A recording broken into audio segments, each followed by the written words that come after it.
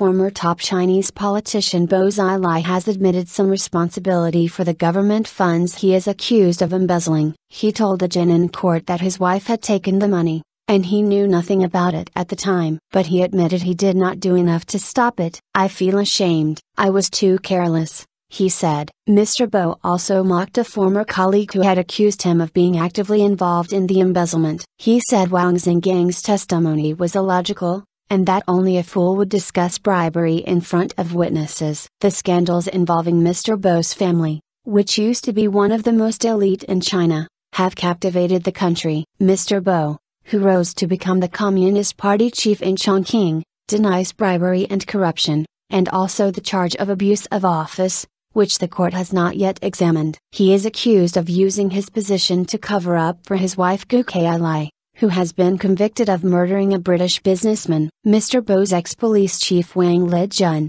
his close colleague in Chongqing, is also testifying against him. Many analysts assume the outcome of the trial, now in its third day, has been predetermined, with a guilty verdict. But Mr. Bo has given what, for China, is an unusually vigorous defense, observers say. They say the court hearing is as much about getting rid of a popular politician as it is about criminal wrongdoing. Foreign media are not allowed into the trial, but the court in the eastern city of Jinan has been posting regular updates on China's microblogging site Weibo, in Mandarin. Witness mocked. "I feel I should take some responsibility for the money ending up in Mr. Bo's wife, Bo Xilai's account. I feel ashamed," Mr. Bo told the court. "I failed to retrieve the money later, and that's a factual statement, but can you say I had the intention to embezzle the money? No." He was referring to a 5 meters yuan, $800,000,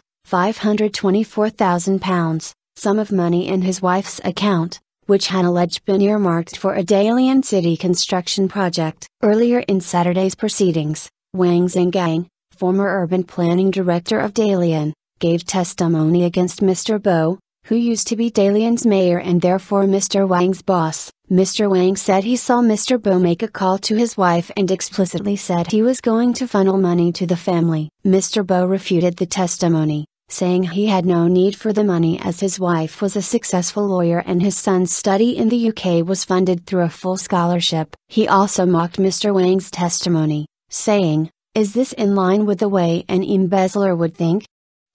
Would I say something this sensitive on the phone? It is not even what the most stupid corruption offender would do," he said. Insane wife. On Friday, Mr. Bo described his wife, Bo Xilai, as insane because of her testimony implicating him in corruption. She had said that wealthy Chinese entrepreneur Zhu Ming bought gifts for the family in order to gain favors. Bo Xilai also said she felt that British businessman Neil Haywood, whom she has been found guilty of killing, had posed a threat to her son, Bo Guagua. But Mr. Bo dismissed her testimony, reportedly saying, "In her unstable mental state, prosecutors put pressure on her so she would turn on me." Mr. Bo's downfall was seen as the biggest political shakeup to hit China's ruling elite in decades. In February 2012 his police chief, Wang Zhenggang, fled to the U.S. consulate in Chengdu amid an apparent fallout with Mr. Bo. Shortly afterwards, Chinese authorities announced that they were reinvestigating the death of Mr. Haywood,